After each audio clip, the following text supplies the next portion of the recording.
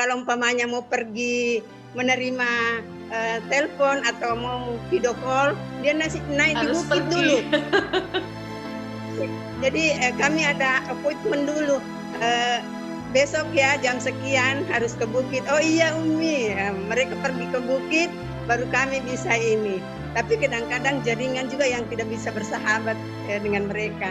Foto-foto yang saya tunjukkan tadi memperlihatkan betapa luar biasa yang mereka lakukan untuk untuk mengatasi persoalan ini.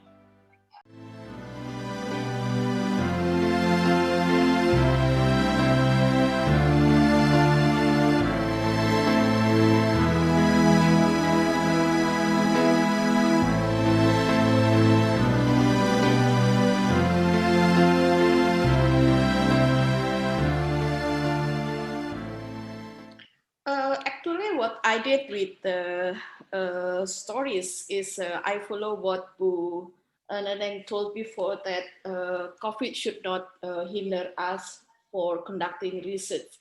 So what I did in doing this kind of a small research is contacting my friends, my best friends there, and then I try to understand the latest situation related with the school practices. Okay, probably I will use both of Indonesia and English in presenting my presentation.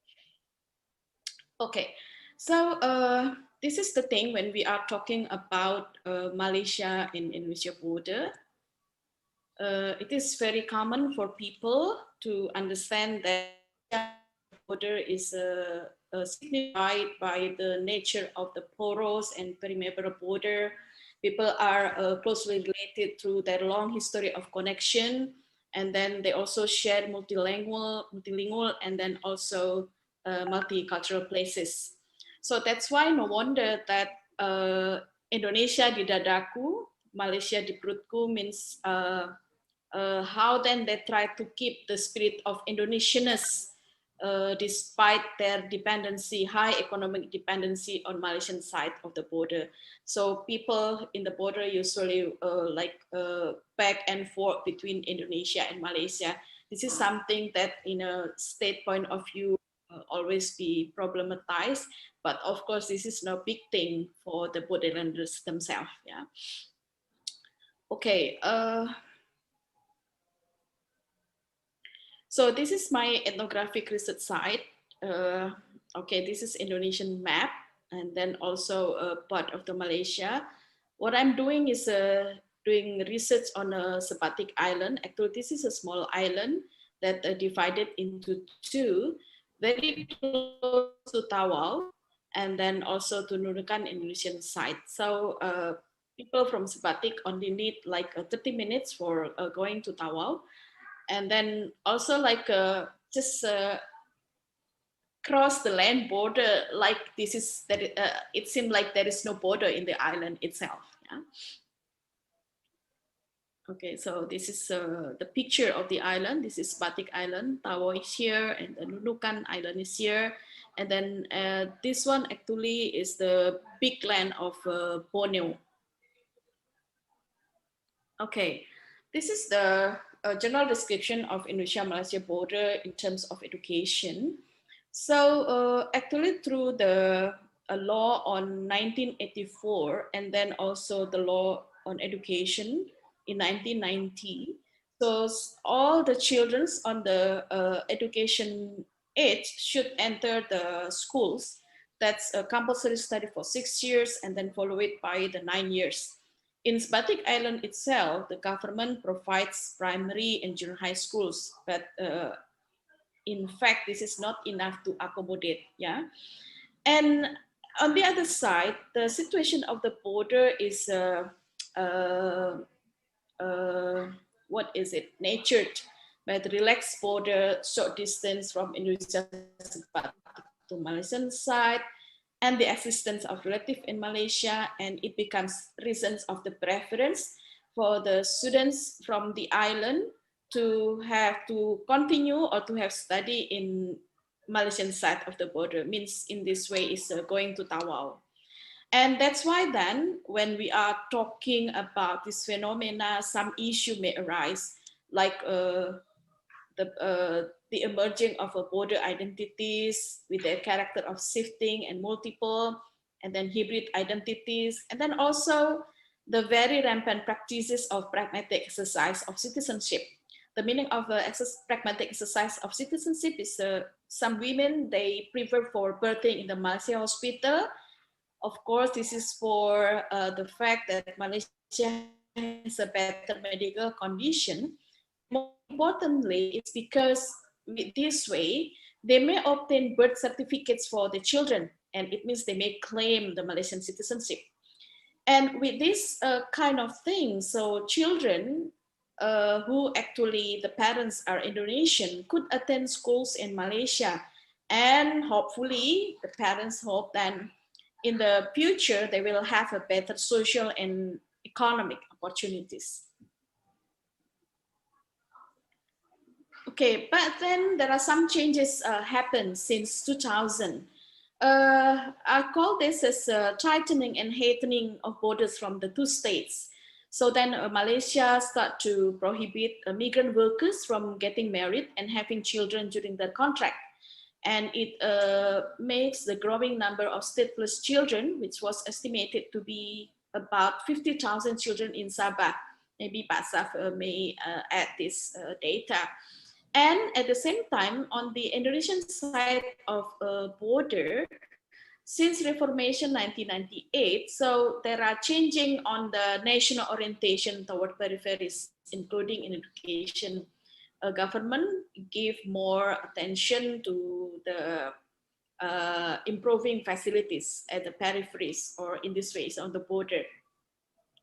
And with this kind of situations, all schools in Nunukan Regency, that's including in Sebatik, is ordered to accept the children from Malaysia without complicated administrative procedures. No matter they don't have birth certificate, the parents doesn't have a marriage certificate, no problem at all. They are very welcome.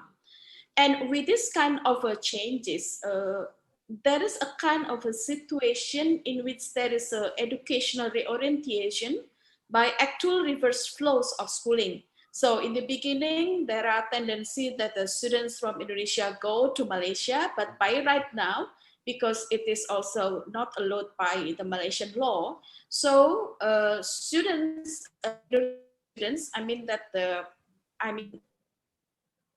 from the low level of social class, the the children of the migrant workers, they back to Indonesia.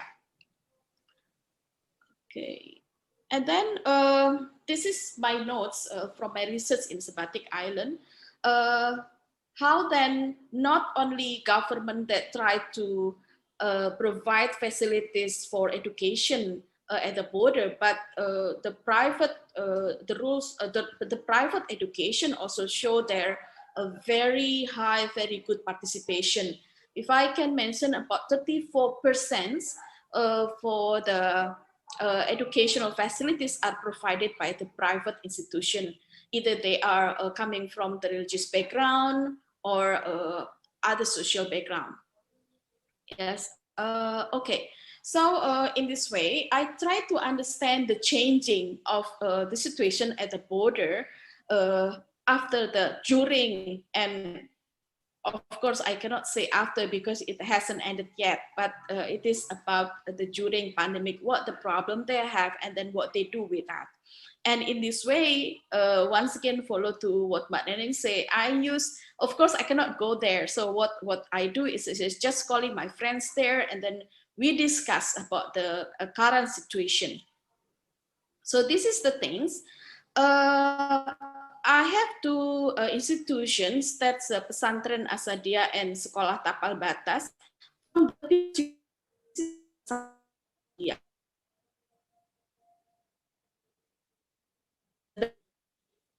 Between the teachers, the kiai, the ustad with the santri or the students. And then also you can see here also on the second picture that this is the way they do their kind of a daily activities. how the knowledge production is resulted from togetherness. They call them as mangaji tudang. So they are like staying together. There is a kiai here that sit up on the a bit higher desk bench, and then the students or the santri is around the kiai.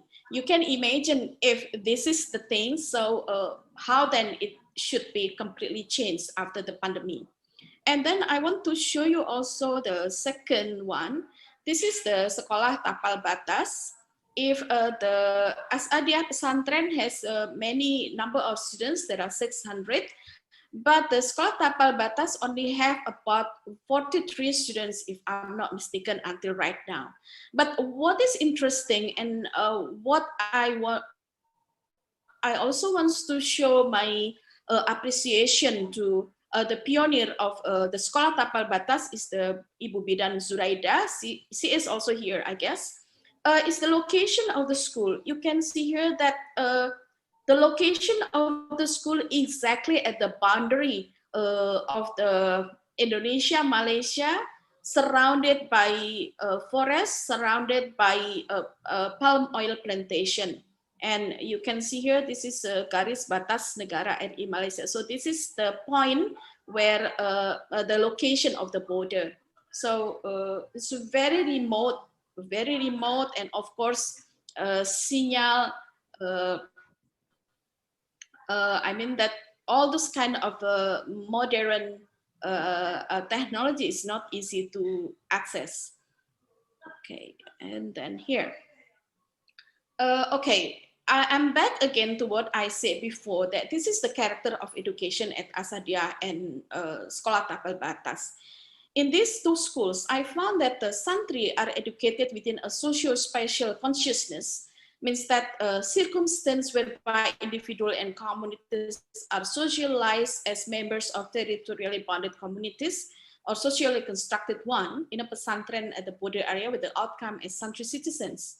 And in this way, those two schools really prefer to embrace the national development policy, the idea of nationalism whatsoever, by that striving to firmly instill Islamic values, of course, because those two schools are Islamic schools, as the foundation for public life in Indonesia.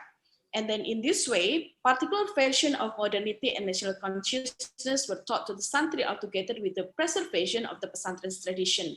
So there are two things that I can get. This is the instilling of obedience to the kiai, ustad, ustazah. By this obedience means the transferring of pesantren morality, how then they teach Hafiz Quran, recite the Quran, by living at the pesantren or living at the sekolah tapal batas means they are living on the border house is a must. Yeah? And then the second is how they also try to develop nationalism spirit, celebration of national holiday, flag ceremony, bahasa Indonesia. In this way, I want to underline, it doesn't mean that they want to develop an idea of anti-Malaysia, not in that way. But the fact that most of the parents are coming from, they're working on many Malaysian plantation with a low level of life. Of course, it is very important for the schools, for the pesantren, for the sekolah tapal batas, to give the idea to the students that they should have a better future than what the parents did. Okay, and this is what happened when pandemic came. Yeah?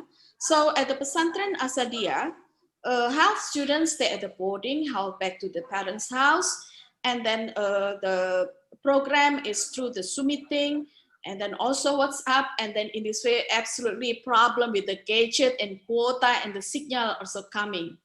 And then this is the very something that we should give very very high concern is because of the spirit degradation.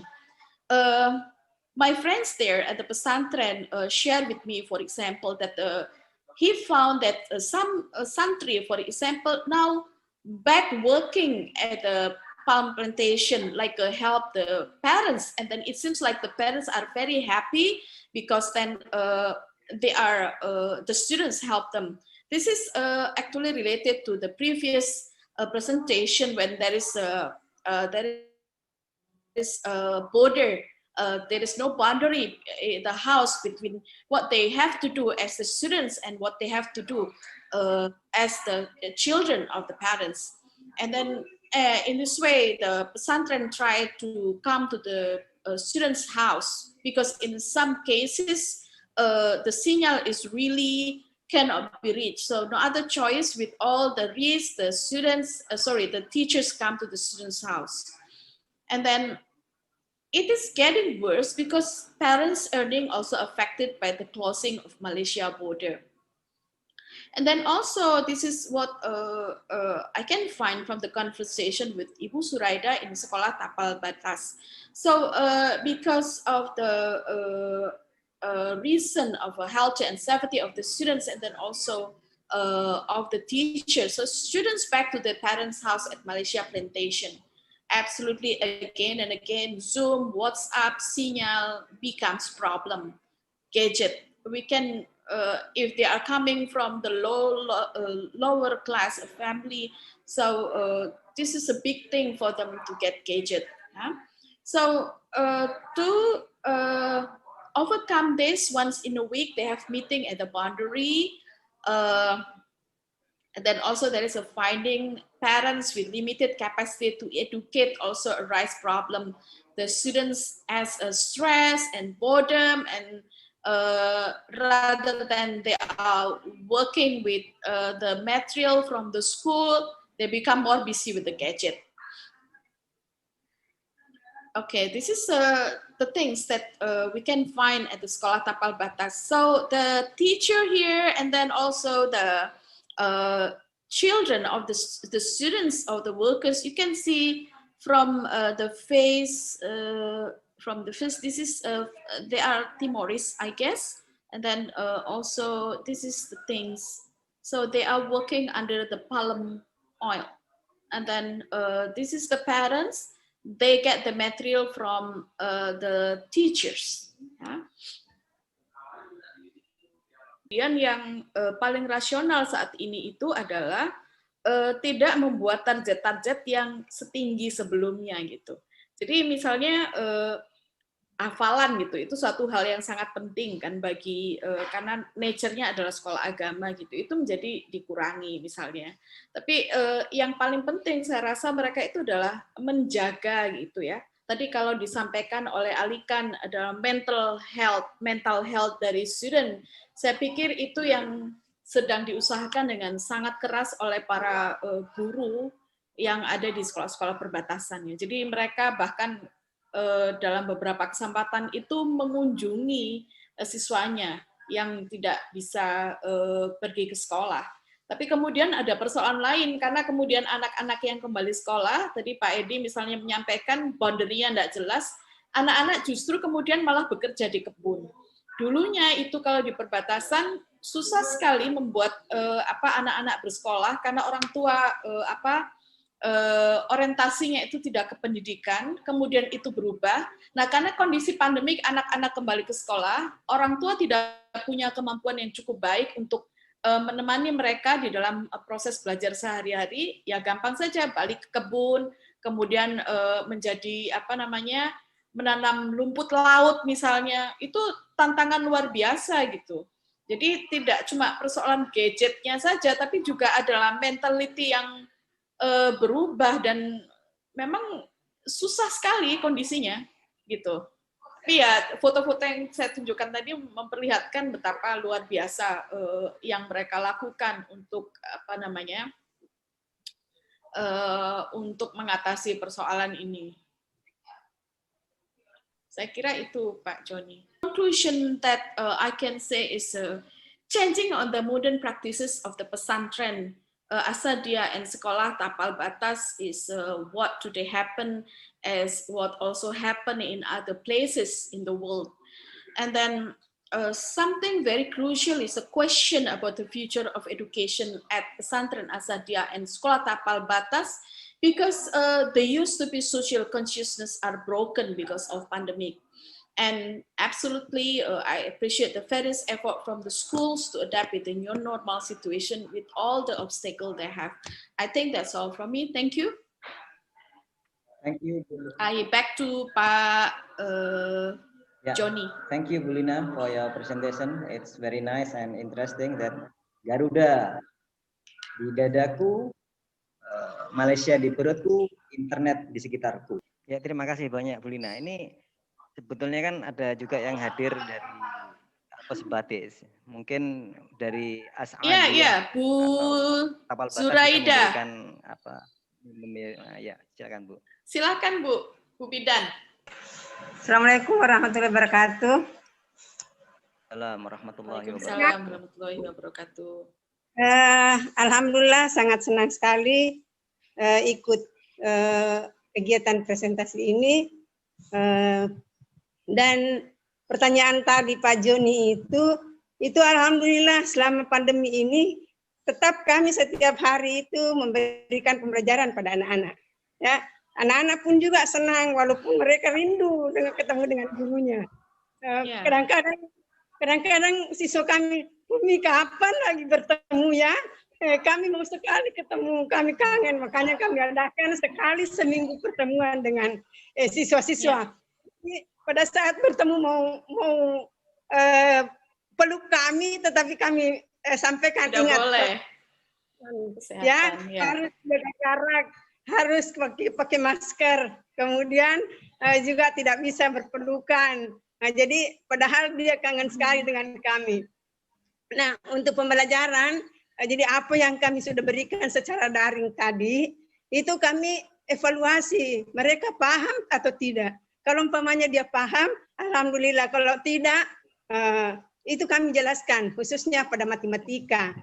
Dan yang juga mengenai hafalan surah dan hafalan doanya, karena kebetulan kami Islami, itu kami ulangi karena mereka punya target. Insya Allah kelas 6 ini sudah hampir selesai juz 30. Tinggal ada dua surah saja yang belum selesai. Ya, jadi mudah-mudahan pada saat akhir semester genap nanti mereka sudah wisuda hafal Al-Quran juz 30. Insya Allah. Mudah-mudahan lebih sukses lagi. Saya kira itu tidak ada hambatan, ya. Walaupun tadi ada permasalahan mengenai kalau umpamanya mau pergi menerima telepon atau mau video call, dia naik di bukit dulu. Jadi kami ada appointment dulu. Besok ya jam sekian harus ke bukit. Oh iya Umi, mereka pergi ke bukit, baru kami bisa ini. Tapi kadang-kadang jaringan juga yang tidak bisa bersahabat dengan mereka, ya. Tetapi ya begitulah kita tetap upayakan supaya mereka dapat pendidikan kepada mereka. Jadi walaupun karena kita mengharapkan sama orang tuanya pun juga tidak punya pendidikan, pendidikannya tidak ada, tidak lulus SD. Jadi dia hanya 100% mengharapkan kepada guru. Apa yang harus diberikan, ya selalu saja. Kapan Umi mau belajar lagi? Saya bilang, insya Allah berdoa saja. Mudah-mudahan pandemi ini cepat selesai, ya. Maka kita akan bertatap muka kembali. Ya, mudah-mudahan tahun depan, insya Allah. Amin. Terima kasih banyak. Tetap mengikuti presentasi ini. Terima kasih Mbak Lina bisa memasukkan atau memberikan perbandingan tadi antara Sadia dengan STB, ya. Kami sangat berterima kasih menjadi memasukkan ide-ide kami, ya, ke tiga negara yang melihat ini kegiatan ini. Terima kasih. Saya kira hanya itu yang bisa saya sampaikan.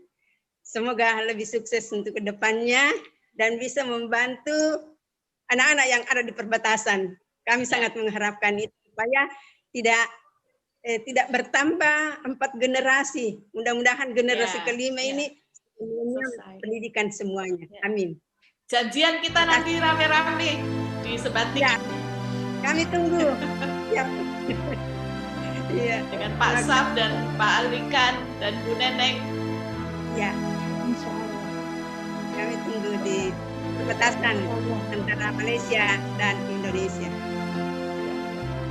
Sampai pertemuan Warahmatullahi wabarakatuh. Salam. Ya, meeting point.